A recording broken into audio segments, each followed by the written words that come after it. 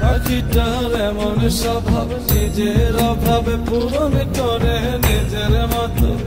পাখিটা হাসে খেলে অন্তরালে, শুনি পুন করে কত। ও পাখি বাঁধনে হারা, জন্ম ছাড়া মানে না প্রেমের শিকল। ও পাখি দশ দুয়ারে, শত মন করে রোগ। যে পাখি ঘরে বোঝে না, যে পাখি ঘরে বোঝে